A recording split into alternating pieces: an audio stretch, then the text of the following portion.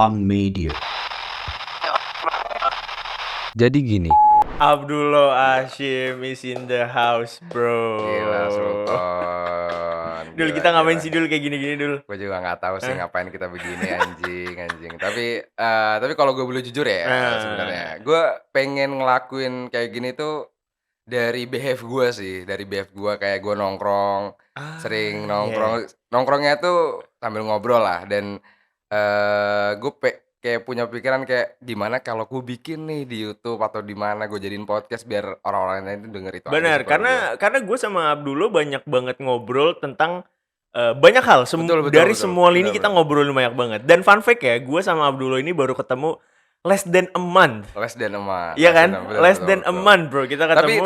Tapi juga ini Ton, kalau walaupun 1 bulan kurang kita tuh ketemu, tapi gue ngerasa kayak ketika gue ngobrol sama lu juga punya concern yang sama, Pak. Ya, benar. Kita punya sesuatu hal yang yang punya kesamaan yang lebih baik kita sharing gitu kan. Betul. Dan sharing itu diketahui banyak orang. Betul banget. Karena ya gue juga, kalau gue pribadi kenapa gue pengen buat kayak gini dulu. Sebenarnya karena ini tuh one of my dream juga. Ini salah satu mimpi gue juga untuk berkecimpung di dunia per-YouTuber Indonesia. Anjas. Gokil. Tapi gini bro, enggak gue tanya. Ini kan kalau kita sama-sama tahu ya, kalau misalkan di Indo ini podcast tuh banyak banget, Pak. Banyak banget. Tapi menurut lu nih, dengan kita bikin podcast terus nanti dibilang FOMO lu anjir bikin podcast, gimana menurut lu? Gue pribadi, gue dari tahun 2022 awal gue udah punya podcast sendiri sebenarnya. Podcast boleh sepil nggak tuh atau? Sebenarnya udah nggak jalan as a podcast lagi sekarang. Cuman nantinya bakalan jalan as a media untuk mengeluncurkan artikel-artikel aja di Instagram. Jadi media informasi. Jadi media informasi, bener banget. Jadi maksud gue kalau orang-orang bilang gue FOMO dan lain-lain, gue udah look up masalah podcast ini dari sebenarnya back to 2020. Gue udah look up sama masalah podcast ini dan ya alhamdulillah gue akhirnya bisa buat lagi nih, kita bisa buat lagi. Itu salah satu ya itu balik lagi one of my dream juga. Iya. Soalnya gue sering banget lihat pendapat banyak orang lah ya kalau bikin podcast itu kayak itu kesannya FOMO, Pak. Padahal kalau menurut gue kayak ya why not kita menyampaikan sesuatu ya walaupun itu FOMO tapi kan kita ingin menyampaikan sesuatu juga gitu itu kan. Itu dia, daripada obrolan lu cuma lu bawa sampai ke warkop doang kan. Iya betul. Kenapa nggak lu sharing ke orang banyak dan akhirnya orang banyak ini jadi tahu apa isi pembicaraan kita di warkop itu kan. I see gitu. Jadi salah satunya yang sering banget ada ketika kita ngobrol di warkop kan abang lu sendiri kan. Iya betul. Abang lu sendiri tuh ada tuh di conversation itu tuh. Jadi maksud gue daripada cuma satu orang doang yang mendengarkan, mendingan kita sebarluaskan di sosial media untuk menjadi pembelajaran juga buat orang-orang gitu. Itu kan penting kan. Betul. Cuman ya itu Pak, balik lagi masalah bikin podcast kayak gini tuh one of my dream dan salah satu karir yang pengen gue achieve juga, Pak. Back to 2020 ketika gue lulus SMA sebenarnya. Itu di masa-masa dimana gue harus ditempa di masa quarter life crisis di umur gue 18 tahun, Pak. Itu Pak. Maksudnya gue juga mau nanya ketika lu bilang ini adalah salah satu mimpi lu, itu yang pertanyaan dimuncul di kepala gue tuh kayak ini nggak membebani lu kah dalam kehidupan lu, dalam ketika lu menjamah dunia remaja ini kemudian masuk ke dewasa awal kayak gini, ini lu nggak terbebani kah dengan itu kayak anjir ini udah banyak banget podcaster terus balik lagi Pak, gue ngejalanin ini semua tuh pakai hati ya. Jadi gue sama sekali tidak syukur-syukur ketika nanti memang nih podcast menghasilkan uang, itu benefit buat gue, nilai plus buat gue. Cuman balik lagi, gue memulai ini semua based on gue suka dan based on my passion. Karena ketika lulus, gue cerita sedikit ya. Ketika gue lulus tahun 2020 dari SMA, itu sebenarnya gue keterima di salah satu kampus di Malaysia. Jurusannya itu media komunikasi. Itu which is itu jurusan yang memang gue udah ibaratnya passion gue ada di situ lah. Gue ngulik sendiri. Ngambil jurusan apa lu? Media tadi. Media komunikasi. Media komunikasi di Malaysia, di kampus Universiti Kebangsaan Malaysia. Iya. Sayangnya gue nggak bisa berangkat karena balik lagi, gue nggak punya uang untuk kuliah ke sana lah. Gitu. Dan gue ketika mau ngambil beasiswa gue udah telat. Salah gue di situ sebenarnya. Jadi balik lagi ketika kita ngomongin podcast kayak gini, ini sebenarnya salah satu mimpi gue karena gue udah pengen ngebuat ini tuh dari lama banget sebenarnya. Gue udah merintis, gue udah ngulik sendiri Pak, gue udah mempelajari sendiri. Kalau pertanyaan lu jadi beban atau enggak. Sama sekali enggak. Karena ini passion lu juga karena ini kan. passion gue, ini gue ngerjain ini tuh fun. Iya. Gitu. Jadi ya, dan ini gini Pak. Kita harus realistis lah. Kalau misalnya memang kita ngejalanin passion tapi kita nggak punya backup plan, itu namanya lu bodoh. Iya. Gue bisa bilang itu bodoh. Itu yang terjadi Pak, terjadi di apa ya, sosial kita saat ini. Benar. Gue punya pendapat gini. Gue bukan berpendapat sih, cuman gue ngelihat banyak orang yang selalu mengeluhkan kayak anjir gue nih kebeban gue kayak harus jadi begini, gue harus jadi begini. Exactly. Tapi mereka diem aja nyet. Exactly. Itu Pak. Exactly. Kayak lu, kalau misalnya lu tahu nih, lu terbebani akan sesuatu. You need to do something, bukan you need to do nothing. Iya kan? You need to do something, bukan you need to do nothing gitu. Jadi maksud gue ketika memang lu punya sesuatu hal yang memang lu suka banget dan balik lagi, lu harus punya backup plan. Backup plan-nya kalau dari cerita gue pribadi, gue ketika lulus, akhirnya gue nggak jadi berangkat ke Malaysia, gue cari backup plan gue adalah gue dengan mencari kerja. Masuklah ke dunia kontraktor yang which is gue nggak sama sekali literally berbeda dengan apa yang lu bangun dari awal ya. Kayak exactly, lu plan lu nih, lu media parah ya, komunikasi. Terus habis itu lu masuk ke kontraktor.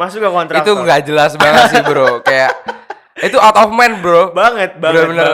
Makanya gue di situ gue mikir, gue sadar pada saat gue memulai menjadi dunia kontraktor, gue berpikir kalau oke, gue di sini hanya untuk backup plan. Gue di sini hanya untuk mencari uang lah. Literally gue mencari uang karena gue ketika lulus SMA gue memang harus dididik sama keluarga gue untuk kalau misalnya kamu mau apa-apa sendiri, kalau kamu mau misalnya kayak beli barang sendiri, mau ibaratnya apa ya, pendewasaan diri gue itu ketika gue dari lulus SMA, gue udah dilepas. Ketika gue pengen bergaya di luar, bersosialisasi sama teman-teman gue. Ya kita nggak munafik Pak, kita pengen juga punya motor bagus, ya pasti, kita pengen punya sepatu bagus, baju bagus dan lain-lain. Gue merintis itu semua dididik sama keluarga gue harus dengan uang gue sendiri, which is backup plan gue adalah gue harus bisa kerja. Lo harus punya pemasukan sendiri, betul. Otomatis ya. Nah disitulah dimana gue kayak berkutat gitu di gue berkutat di dunia kontraktor karena gue pikir di dunia itu ada uangnya buat gue. Iya. Jadi gitu dulu. Kalau misalnya gue nggak berkutat di dunia kontraktor, gue nggak tahu Pak. Maksud gue nggak tahu harus apa ya. Gue mau dapat uang dari mana dan gue nggak bisa kuliah juga. Iya.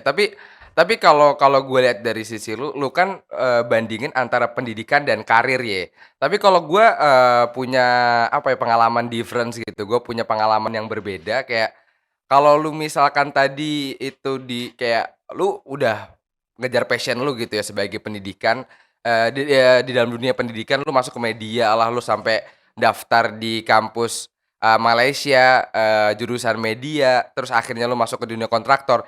Itu bener-bener kayak kalau di sisi gua itu berbeda Pak. Karena kalau gua itu awalnya gue ini SMA tuh ngambil IPA Pak. Gitu. Gue ngambil IPA. Gue SMA ngambil IPA dan gue lebih fokus kepada karena gue pondok ya sebenarnya. Kalau di pondok gue itu ada jurusan IPA dan juga ada jurusan IPS dan walaupun lu mendalami ilmu agama tapi lu harus memilih antara dua itu dan gue ngambil IPA. Karena pada waktu itu backup plan gue adalah kayak kalau misalkan gue nanti emang nggak keterima di universitas luar negeri yang memang itu belajar tentang ilmu Islam atau ilmu agama, gue bakal ngambil jurusan-jurusan di IPA gitu ya. Tapi itu juga nggak kejar Pak. Walaupun itu nggak kejar karena permasalahan problem gue sendiri gitu loh. Gue tidak menyelesaikan itu. Gue tidak tidak mengikuti itu dengan baik yang gue bisa sebut itu juga sebagai ranah kecemasan gue sih. Kayak kalau lu kan memang dididik ya, lu dididik buat kayak lu harus mandiri Pak. Lu harus kayak survive sendiri, lu harus kayak mau menuhin kebutuhan sekunder lu pakai uang lu sendiri gitu kan. Nah, kalau gue ditumbuh di lingkungan yang berbeda Pak, gitu. Walaupun ya gue diajarin ke sana, tapi itu hanya sebatas gue dikasih tahu aja, tapi gue nggak bener-bener dilepas Pak, gitu loh. Nah, mungkin itu yang gue lihat perbedaan antara gue sama lu yang yang gue bisa ambil kesimpulan sih kayak gue melihat sisi lain gitu. Gue melihat sisi lain dari orang-orang society yang ada. Ternyata tuh ada gitu loh orang di luar sana yang merasakan hal yang gue punya, hal yang gue alami, cuman hanya dari perspektif yang berbeda. Itu sih menurut gue yang kayak bagi gue pribadi itu suatu insight baru bagi gue. Karena ya kalau misalnya kita balik lagi dulu, kita dari dua background yang berbeda. I see. Kita dari dua background yang berbeda ketika gua harus memang melakukan apa-apa itu sendiri. Iya. Dan memang harus merintis gini ya Pak. Gue tuh banyak banget dapat stigma sosial tentang kayak lu yang bisa merintis semua dari nol, lu yang keren. Menurut gua nggak gitu Pak. Gimana caranya lu sustain dari apa yang udah lu mulai, itu yang keren. Iya, parah. Soalnya gini. Gue juga benci juga sih ngelihat pendapat orang kayak lu mulai dari nol. Itu faknya. Gak ada yang mulai dari nol. Gak ada yang mulai dari nol, Pak. Ya, apalagi, maksud gue lu semua udah dididik dari SD sampai SMA. Iya. Itu bukan nol, Pak. Itu bukan nol, Pak. Either, itu start gitu. apa ya? Menurut gua start kita dapat privilege adalah kita hidup. Exactly. Ya. Ketika kita punya pikiran, kita punya hati, itu udah privilege Pak bagi kita gitu loh. Bener. Gimana caranya akhirnya lu pakai itu? Ya, kalau menurut gua sih itu sih. Karena balik lagi ketika ngomongin balik lagi privilege dan lain-lain, mungkin kalau orang-orang lihat kayak oke, gua nih Sultan gitu ya. Mulai itu dari literally abis SMA, literally ngerintis sendiri dari nol dan lain-lain. Ketika harus memenuhi kebutuhan sekunder gua, ya gua harus bekerja sendiri gitu. Ketika lu ya lu ada privilege untuk kayak oke, gue bisa menjalankan apa yang gue suka gitu ya. Dengan orang-orang di luar sana mungkin bilangnya mulus gitu. Cuman orang-orang di luar sana nggak ada yang tahu Pak. Struggle itu. Belajar lu di Malang itu cuman nggak tidur 3 hari dan lain-lain. Mereka nggak lihat. Itu satu hal yang ini sih. Makanya gue tadi bilang ketika gue tahu cerita lu itu insight baru Pak bagi gue. Karena akhirnya tuh ada yang mengalami sama kayak gue, cuman dengan perspektif yang berbeda. Itu Pak. Yang gue kayak kenapa sosial kita pada saat ini itu akhirnya kayak bandingin gitu ya, kayak anjing enak banget nih. Itu hal yang paling gue benci sih Pak. Gue dibanding-bandingin sama orang tuh gue kayak even gue dibanding-bandingin sendiri sama abang gue sendiri gue itu juga kesel banget. Gue kesel banget Pak, sekesel itu Pak. Jadi maksud gue udahlah, orang tuh punya patternnya masing-masing, orang punya path-nya masing-masing. Jadi kalau memang lu mau melakukan hal yang lu suka silakan dan jangan pernah banding-banding sama orang gitu. Betul. Tapi menarik gini Pak, kita kan tadi kan ngulik dari mulai SMA sampai ya lu kerja sambil kuliah juga ya. Dan gue sekarang juga kuliah. Gue melihat sisi gini Pak. Kan kita ini banyak dari masyarakat kita ini yang dia hidup itu dari mulai SD sampai SMA itu bahkan lahir ya sampai SMA itu benar-benar berada di bawah tanggung jawab orang tua. Ini kalau kita lihat perspektif hukum di Indonesia juga, perdata juga, itu memang batas kayak lu tuh ditanggung sama orang tua lu itu batasnya umur 21 tahun, Pak. Jadi memang wajar kalau misalkan lu tadi bilang di awal quarter life crisis ya, itu terjadi itu karena itu Pak, karena kita biasa kehidupan kita ditanggung. Sampai akhirnya tuh lu harus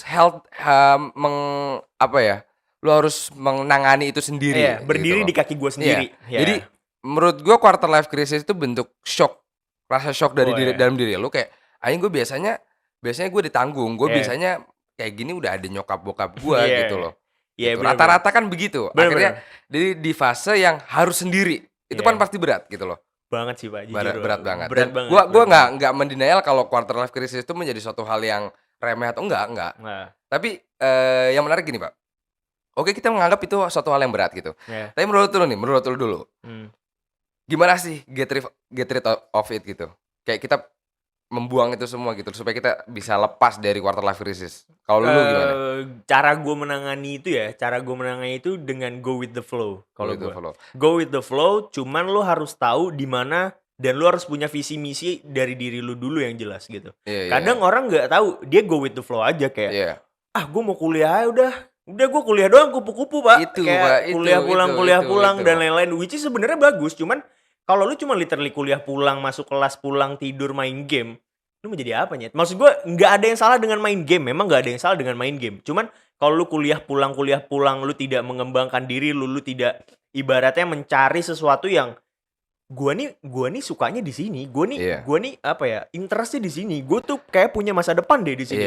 Kalau lu nggak punya at least rasa seperti itu Pak, lu susah sih untuk go with the flow kayak gitu. Berarti kayak lu harus kenal diri lu ya. Lo harus kenal Lu diri harus lu kenal dulu. diri lu. Which is kalau di case gue juga agak lama sih Pak mengenal itu Pak. Kayak Iya. gue nggak yang tiba-tiba ujuk-ujuk 18 tahun jadi kayak, oh gue tahu gue mau jadi media, gue mau kerja di media, Iya, gue iya. tahu gue Berarti pengen punya. lu melewati kayak gue salah nih. Ada, Pak, Oh, bukan ada. bukan gua itu juga ngelewatin ya. Lewatin banget Iya, Pak, iya, ya iya, Allah. Kayak pertama kali nih gue kerja di kontraktor kan. Hmm. 18 tahun gue kerja di kontraktor, gue inget banget tuh 2020 bulan Oktober. Gue masuk di perusahaan kontraktor pertama gue. Di situ gue ngerasa kayak seneng karena gue berpikirnya pada awal itu kayak oke, gue 18 tahun gue udah kerja, gue bisa ngasilin uang sendiri. 2021 awal gue daftar kuliah. Gue daftar kuliah di jurusan teknik sipil.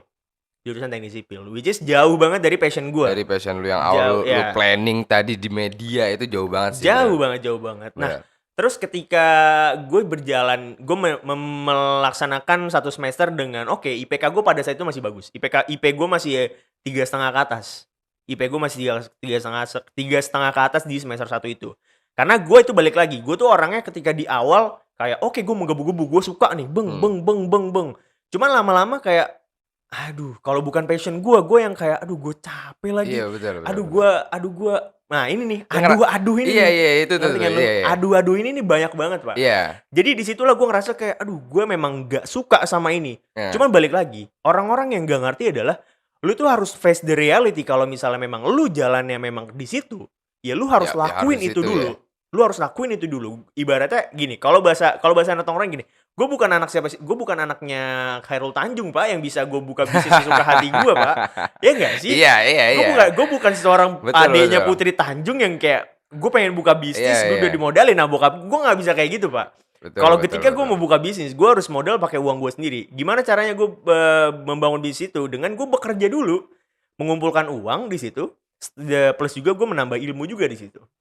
Jadi ketika uang itu udah terkumpul, barulah tuh gue buat media gue yang lama itu, Poser namanya. Buat Poser. Lu cek, kalian cek aja Poser. Di mana itu? Di YouTube apa di? Kalau lu mau denger podcastnya ada di Spotify. Spotify ya. Yoi, kalau lu mau ngecek Instagramnya juga ada poser.sin. Ya, langsung searching aja, Pak. Oke. Gitu. Akhirnya gue memulai Poser ini karena balik lagi, gue punya pekerjaan yang memang gue nggak suka banget, tapi gue harus gue lakuin. Tapi ini adalah sumber keinian gue, sumber mata pencaharian gue yang utama. Tapi balik lagi, gue harus memenuhi rasa gue untuk kayak, aduh gue pengen happy juga, gue pengen punya rasa yang kayak kalau orang-orang bilang adrenalin terpacu. Untuk gue tetap bergairah dalam hidup. Nah, gue butuh itu. Dengan cara apa? Dengan gue buat podcast itu, Poster itu, buat media itu. Soalnya gini, Pak, kalau misalkan gue bisa nangkap dari ini, berarti lu sebenarnya udah kenal pasan diri lu sendiri, Pak. Walaupun belum 100%. Belum 100%. Dan menurut gue untuk mencapai pengenalan diri 100% itu susah banget, Pak. Susah banget, Pak. Tapi at least lu kenal gitu loh. Ya, gue tahu. Ya. Karena itu kenapa akhirnya gue suka di dunia media dan lain-lain, karena orang-orang mungkin kalau nonton YouTube cuman kayak gue suka sama kontennya, gue terhibur dan lain-lain. Gue tuh enggak, yang gue kulik tuh ini kamera. Cara bikinnya gimana ya gitu itu. Dari kamera. Ini gear podcastnya apaan aja ya, ini apaan aja gini. Ini angle kameranya gimana gini. Itu yang gue cari. Gimana cara ngebuat setnya ya biar menarik dan lain-lain. Tapi gini, Pak. Tapi gini. Kalau misalkan kita cuma ngomong kayak contoh nih, mungkin orang-orang di luar sana juga bakal bilang kayak gini. Gue juga ketika ngelihat misalkan pebisnis, ya pengusaha, gue juga nggak cuman anjing ini produknya bagus, enggak. Gue juga gimana ya cara gue bikin nge-produce ini ya. Pasti orang mikir kayak gitu juga, Pak. Ya, benar. Gitu. Benar. Kayak how to do that, gimana caranya kan? Harus kita ngulik di situ kan. Tapi dalam artian ini hanya kita memikirkan untuk menjadi seseorang itu nggak cukup kan berarti. Lu misalkan gear dan segala macam, lu nggak enough di sana, lu benar-benar lakuin kan. Lu benar-benar praktek gitu loh. Gue praktekin. Iya. Berarti itu yang gue lihat kesalahan banyak orang di society kita. Itu kayak itu, Pak. Mereka tuh hanya berangan-angan, contoh dia ngeliat siapa sih yang jadi patokan hidup mereka siapa gitu ya. Kayak gue pengen jadi ini. Cuman ya udah pengen, tapi action dalam diri dia ya kayak gitu kalau tadi, Pak, kuliah cuman kupu-kupu. Nah, habis itu udah nggak, yang penting kuliah dapat sarjana. Nah, makanya juga angka pengangguran tuh naik terus ya. Itu sih menurut gua kayak Karena itu Pak, balik lagi maksud gua Iya. ketika sekarang udah banyak sumber untuk kita mencari ilmu gitu. Ilmu kan gak cuma di bangku kuliah, gak cuma di bangku sekolah Pak. Maksud gua lu dari YouTube pun bisa belajar. Kayak gua jujur ya Pak, gua bikin media kemarin. Lu tau gua cuma literally belajar dari YouTube. Gila. Gue cuma belajar dari Otodidak YouTube. ya berarti. Otodidak total. Karena itu balik lagi, gue suka ngejalanin ya. Gitu, sampai gini. Ini gue punya cerita nih. Gimana? Gue pengen ngobrol sama nyokap gue kan. Sama Ah. nyokap gue sama nyokap bokap gue. Ah. Dia tahu tuh gue ngeluarin duit buat beli alat itu, buat gue itu hitungannya mahal lah. Lumayan mahal lah. Beberapa juta lah gue buat beli alat-alat itu. Nyokap gue bilang gini, Pak. Ngapain sih kamu kayak gitu-gitu? Uangnya bukan di save aja buat kehidupan kamu gitu dan lain-lain gitu. Ngapain kamu bikin podcast kayak gitu daripada ntar juga ujung-ujungnya nggak kepake dan lain-lain gitu kan? Gue bilang sama nyokap gue, Mah, Uton udah gue dipanggilnya Uton kan di rumah. Mah, Uton udah ngejalanin kerja sambil kuliah dari Uton 18 tahun gitu. Ada saatnya di mana Uton pengen juga dong ngebuat diri Uton happy dengan melakukan sesuatu. Exactly. Dan yang gue lakuin juga bukan menghambur-hamburkan uang, tapi ini adalah investasi gue untuk gue belajar dari betul. Yang udah gue pelajarin. Betul. Gue nggak bisa mengandalkan orang lain untuk kayak, lu modalin gue dong, gue pengen bikin ini nih. Iya, kita nggak. Iya. Kalau mau kayak gitu bisa, cuman mau sampai kapan, gitu kan? Emang lu belum sepintar itu untuk bisa mempresentasikan hal itu kan? Karena bener-bener kayak lu nggak bisa lu nggak bisa mengandalkan orang lain, men.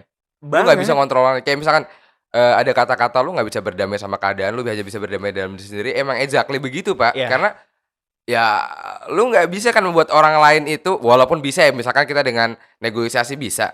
Cuman ya udah kita cuma bisa itu gitu loh. Untuk selanjutnya dia ngasih atau enggak, itu ya urusan dia. Kita yang bisa kontrol di sekitar sendiri kan. Bener banget. Dari gue yakin lu nggak cuman diem di satu tempat kayak lu hanya berusaha, yakin lu juga mencari kemungkinan orang supaya modalin lu. Tapi kan lu nggak berhenti di situ. Itu yang menarik. Bener. Karena begini sih, poin daripada kita mengenal diri sendiri, itu tadi lu menarik, bisa quotes ambil sebenarnya, itu adalah titik bahagia. Kayak benar. Puncak daripada lu mengenalin diri lu sendiri itu adalah titik bahagia lu. Yes, exactly. Karena gue pernah baca buku itu, kayak ada kata-kata yang sedikit nyentil gue. Karena pada itu buku gue baca ketika gue ngalamin itu. Bener-bener kita ya sama di umur 18-19 itu ya, gue ngalamin. Dan gue kayak bener-bener cemas sama masa depan. Gue bener-bener gue pengen sukses. Pokoknya gue sukses. Iya. Tapi gue gak ngeh di dalam tulisan tuh gini. Semakin lu mengejar kesuksesan itu akan semakin menjauh. Tapi kalau lu mencari kebahagiaan, sukses itu yang akan datang. Itu Pak, itu. Bener. Tapi di situ di buku itu dia jelasin lagi Pak. Itu nggak boleh bias dalam artian lu menentukan kebahagiaan dalam artian bebas, enggak Pak. Iya, bener. Itu yang banyak salah orang kayak gue bahagia ya. Misalkan tanya nih, contoh nih kan. Ini orang nih ngeselin Pak. Ini orang nih memang bener-bener kayak anjing banget di dalam society. Lu pernah nggak sih nongkrong? Banyak. Dan kayak dia bilang, ya yang penting gue bahagia. Itu yang bukan satu hal yang kalau dalam sosial itu salah Pak. Maksud gue itu salah. Kenapa? Dalam memahami bahagia itu dalam versi gue adalah ketika lu sudah menimbang apa kelebihan dan apa kekurangan lu, dan lu mengenal diri lu sendiri, dan kebahagiaan yang lu ambil ini adalah ketika kelebihan lu itu bisa lu manfaatkan, bisa lu increase, kekurangan lu itu bisa selalu lu perbaiki. Benar. Itu titik bahagia Pak. Benar. Nah, kalau sudah sampai titik itu, lu nggak usah nyari sukses Pak, sukses yang bakal datang. Iya, itu mungkin secara teori dan mungkin kan belum terjadi di kita ya. Cuman gue setuju dengan hal itu. Tapi dalam satu momen juga gue selalu mikir gini sih Pak. Ketika kita semakin tua, ketika kita umur kita semakin bertambah ya Pak. Lu nyadarkan hal ini gak sih? Gue dulu Pak, SMA, gue social butterfly parah. Iya. Gue social butterfly parah. Gue nongkrong sana sini, semua gue tongkrongin semua. Cuman gue mencari kebahagiaan, gue mencari have fun gue di mana. SMA tuh gue, social butterfly parah. Dari gue SMP malah, gue social butterfly parah. Ketika gue lulus, gue cuman punya satu tongkrongan yang memang itu literally buat gue have fun. Dan literally untuk di tempat dimana ketika gue udah sepusing dan semumet itu. Ngerti gak? Iya, paham. Ini tongkrongan SMA gue gitu. Gue selalu datang ke situ ketika emang, ya gak cuman ketika gue lagi susah ya, kalau misalnya emang gue pengen datang. Cuman Gue cuman punya satu itu doang, yang literally ketika gue lagi pusing banget, gue ke situ. Gitu. Karena gue tahu di situ gue pasti cuman ketawa-ketawa, Iya. gue cuman senang-senangan gitu. Selain itu, gue nongkrong, itu selalu ada isinya, Pak.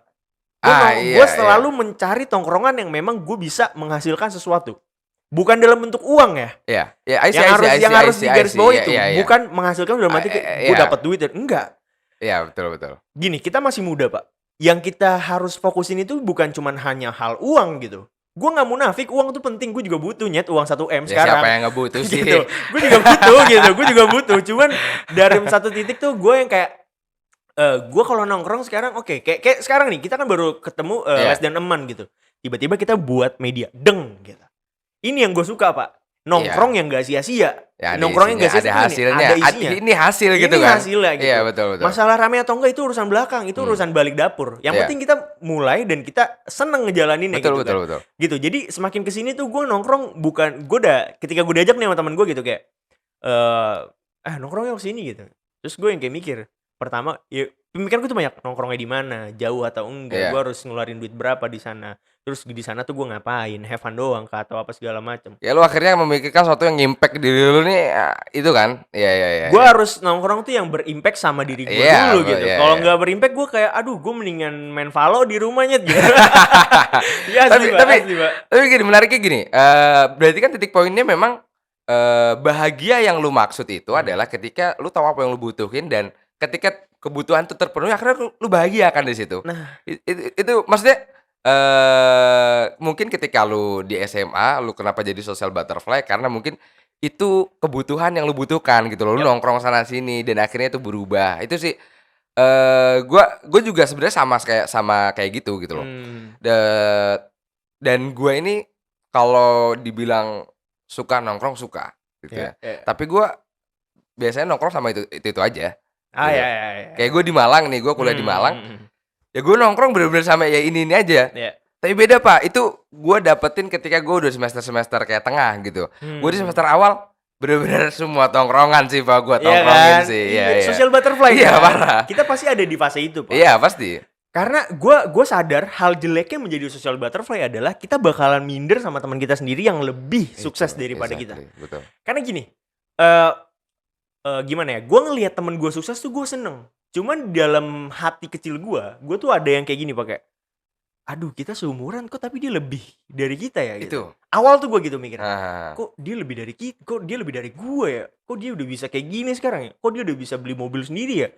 Sementara gue baru ya ibaratnya belum sampai situ lah poin gue gitu. Jadi kayak gue mikir gini, Pak. Gue akhirnya berdamai akan hal dari minder sama teman ini dengan cara oke, gue sadar lu udah nyampe di titik itu. Tapi gue sedang proses sampai ke titik yang mungkin beda sama lu achievement-nya. Tapi gue tidak bisa menyamaratakan apa achievement lu sama apa achievement gue. Karena ini dua hal yang berbeda gitu. Achievement orang itu beda-beda semua. Betul, gue setuju banget. Beda-beda semua. Dan gimana cara gue meminimalisir untuk tidak minder sama temen gue? Dengan gue fokus sama diri gue sendiri. Exactly. Itu yang ya gue setuju banget. Karena begini, Pak. Banyak orang tuh termanipulasi sama pikirannya sendiri. Ya. Kayak bener. Lu ngapain sih nyet mikirin orang lain? Exactly. Apalagi itu orang tuh ngimpact apa sih ke lu? Gitu loh. Itu orang berpengaruh apa ngasih duit lu ya kagak gitu bahasanya kan. Dia, Pak. Lu ngapain harus minderin gitu loh. Itu dia, sementara Pak. kita punya start yang berbeda, kita punya lu sama gua nih. Kayak misalkan kita dalam satu media bareng, itu kita backgroundnya aja beda gitu loh. Tapi apakah kemudian gua ngelihat lu aduh lu udah sukses. Nanti ya misalkan nanti udah sukses gua belum. Ya enggak bisa samaratakan gitu. Mungkin tapi bukan berarti gue nggak ngelakuin itu ya. Gue ngelakuin itu sebagai refleksi diri, Pak. Gue mau ngoreksi kayak selama ini kita mulai bareng-bareng nih. Ini orang lebih sukses gitu. Kayak berarti gue ada kurang sini. Ingat nyet, baliknya tuh ke diri kita sendiri, Pak. Bukan ke orang lain, bukan ke kenapa dia. Tapi gimana gue gitu loh. Ya, benar. Itu sih yang coba. Intinya gimana cara kita fokus sama diri sendiri dan mencoba untuk mengurangi melihat dan merasa minder sama orang lain. Ya. Itu boleh, minder boleh. Karena lu biar jadi mawas diri juga, jangan lu jadi kayak ya udah gue nggak mau mikirin orang lain. Akhirnya lu juga nggak maju-maju. Itu salah juga. Betul. Karena banyak banget orang-orang tuh semakin salah sama perspektif dia akan melihat sesuatu, Pak. Ngerti nggak? Jadi kayak kalau misalnya kayak tadi gua akhirnya bisa sadar itu ya punya prosesnya juga gitu. Dan orang-orang menurut gue punya timeline-nya masing-masing pada akhirnya bisa menemukan hal itu gitu. Dan banyak banget gitu ya di masa-masa apa maksud gue di masa-masa quarter life crisis ini stigma-stigma yang bermunculan di luar sana. Kayak kalau misalnya stigma yang sering banget kita tahu di umur 25 tahun gue harus punya tabungan 100 juta. Aduh, ini kalau dari cash gue ya, iya. 4 tahun lagi dong ini 100 juta gitu kan. Tabungan loh Nyet, bukan apa ya, bukan uang muter, bukan uang muter. Gitu. Tabungan, save money 100 juta gitu ya. Mungkin kalau orang di luar sana yang memang startnya, kalau gue jujur, kalau gue mungkin sadarnya kayak oke, gue nih gue nggak sekaya itulah, gue nggak sekaya gue. Hidup tuh literally ya udah cukup sekolah gue dapat uang jajan dapat pada saat itu SMA dan lain. Cuman gue nggak bisa yang berlebih gitu. Dan itu balik lagi, gue dimodalinnya itu berupa ilmu sama keluarga gue gitu, bukan berupa uang yang berat gitu. Tapi menurut gue kalau ilmu itu lebih mahal sih, Pak. Karena gini. Kayak tadi kita ngomong kayak kalau ada 1 miliar uang, kenapa lu nggak milih ataupun gue juga nggak kesana arahnya. Karena lu dikasih uang 1 miliar tapi lu gak tahu cara ngelolanya, itu juga sama aja gitu loh. Menurut gue ilmu lebih oke sih daripada lu langsung dikasih uang sih. Iya, cuman mungkin banyak di luar sana yang punya banyak banget uang ini kan ibaratnya gini, Pak. Ketika kita semakin dewasa, kita nggak munafik kita butuh uang itu kan. Ya, cuman bagaimana pasti. kita wise untuk menggunakan uang ini. Exactly. Gitu. Dan gimana cara kita bisa wise adalah dengan ilmu yang kita punya kan. Itu, Pak. Itu orang yang masih banyak yang nggak sadar ke arah sana sih, kayak menganggap apalagi kalau ngomong ilmu ya, orang tuh cuman nganggap ilmu tuh ilmu di kelas, Pak. Itu yang gue bener-bener kayak aduh, itu nggak gitu, Pak. Itu sayang banget, Pak. Iya, maksud gua kalau banyak yang balik lagi lu harus belajar tuh di banyak tempat tuh lu bisa belajar. Iya. Kayak gue bisa belajar tentang media gini-gini dari YouTube. Iya, Pak. Emang gue di kelas enggak kan Pak, gitu. Dan kalau gue banyak gini. Gue punya teman-teman yang itu dari STM. Gue punya teman-teman yang anak pang. Gue punya teman-teman yang mungkin kalau kata sosial itu dia ini bener-bener brengsek segala macam. Gue punya. Tapi apakah di sana gue nggak dapat ilmu? Nggak dapat, Pak. Gitu loh. Gue dapat ilmunya. Lu nggak bisa mematokkan diri gue ngambil ilmu di tempat ini aja. Nggak bisa, Pak. Lu harus bisa merubah perspektif lu. Karena kalau bisa gue ambil ambil poin dari case-case kita tadi, itu sebenarnya soal masalah perspektif, Pak. Exactly, Pak. Karena begini, lu mau tahu fun fact-nya nggak? Apa? Yang tadi kita obrolin, quarter life crisis itu baru ada 2001, Pak. 2001? Serius loh? 2001. Ini menurut referensi yang gue baca ya, nggak tahu misalkan ternyata ada referensi lain yang quarter life crisis ini muncul gitu ya. Tapi istilah quarter life crisis itu yang gue baca itu baru muncul di tahun 2001, Pak. Hitungannya baru ya? Baru sebenarnya. Baru ya. Tapi gue menarik, Pak, melihat sosiologis, fenomena sosiologis yang ada itu ya. Kenapa akhirnya muncul quarter life crisis? Itu karena disrupsi, Pak. Apa? Disrupsi. Disrupsi itu kayak gini. Fase di mana segala sesuatu jadi cepat. Segala sesuatu jadi dekat. Lu sekarang Amerika sama Jakarta bisa deket, Pak. Lu ngelihat YouTube-nya Mr. Beast aja udah ngerasa kayak gue Amerika lagi, banget gitu. Lu ngelihat orang Indo yang bikin konten di Indonesia, bikin konten yang di Amerika, lu ngeliat gue udah di Amerika gitu. Bener. Jadi udah deket itu. Nah, tapi Pak, efeknya semakin dekat ya, semakin dekat komunikasi, informasi dan lain sebagainya itu semakin cepat ya. Akhirnya kita tuh terlalu banyak diasupi sama informasi-informasi yang sebenarnya nggak penting buat kehidupan kita. Lu tahu nggak? Kalau coba lu tanya sama bokap lu, kalau nggak sama siapa ya, orang om lu atau generasi-generasi di atas kita, ngerasain nggak mereka quarter life crisis? Iya, mereka bahkan nggak tahu kali ada quarter life crisis ini ya. Karena menurut gue mereka bisa fokus sama dirinya sendiri itu karena informasinya terbatas gitu loh. Mereka punya keterbatasan informasi. Jadi mungkin mereka tahu kayak dulu misalkan ada cerita pengusaha, lu terinspirasi dari siapa sih? Gue kayak terinspirasi dari salah satu tokoh di Indonesia begini-begini. Lingkupnya masih kecil gitu loh. Dan kenapa misalkan kok orang dulu bisa dengan terinspirasi oleh satu tokoh dia bisa bener-bener bisa jadi. Karena untuk mencapai informasi itu mereka susah. Iya, bener. Akhirnya bener-bener wah gue harus effort nih. Tapi anak sekarang, Pak, informasi banyak, Pak. Nih gue sekarang nih gue punya handphone nih, gue tinggal buka ada namanya Safari, gue udah dapet apapun semuanya dapet. Tapi karena kemudahan itu akhirnya Ada membuat plus minusnya? Iya, ada plus minusnya. Kalau Bener. kata Warren Buffett kan dia bilang, waktu yang sulit akan melahirkan orang yang sulit. Orang yang sulit akan melahirkan waktu yang mudah. Waktu yang mudah akan melahirkan orang yang lemah. Itu loh terusnya. Dan Iya, waktu bener. yang sulit, akhirnya orang yang lemah ini menghasilkan waktu yang sulit, gitu. Dan menurut saya struggle, misalkan kita ya banyak kenapa anak-anak itu benar-benar kalau gue bahasain bersembunyi di balik ketiak bapak ibunya, Oke. gitu ya. Karena begini, bapak ibunya pasti mereka tuh mengalami masa sulit gitu Iya. loh. Akhirnya bapak ibunya ini, nyokap bokapnya itu bener-bener jadi orang yang hard worker. Bener-bener hard dalam kehidupan tuh hard banget. Iya, bener. Gitu. Dan akhirnya setelah dia menjadi orang yang bener-bener kuat dalam kehidupan, akhirnya dia melahirkan waktu yang mudah. Maksudnya waktu mudah tuh gini, ya udah anaknya sekolah gampang, Iya. gitu loh. Iya. Anaknya buat dapet mobil gampang. Mungkin bapaknya dulu nggak bisa, bahkan motor aja Iya harus lagi. nyicil gitu. Iya, bener. Tapi anaknya bisa dibeliin mobil karena itu. Nah, anaknya ini itu karena diberikan banyak kemudahan itu ya, akhirnya dia membuat ya males, Pak, gitu loh. Buat males, buat ini karena merasa udah terfasilitasi semuanya akhirnya males, Pak, Benar. gitu. Jadi yang maksud gue poin yang bisa diambil tuh ya sebenarnya gini Pak, sesimpel ini kita nih sebagai anak-anak muda gitu ya, lu jangan gampang nyerah. Lu kalau kepentok dikit udah jangan gampang nyerah, lu harus cari lagi poin-poin, lu harus cari lagi. Ibaratnya gue selalu ngibaratnya gini, Pak.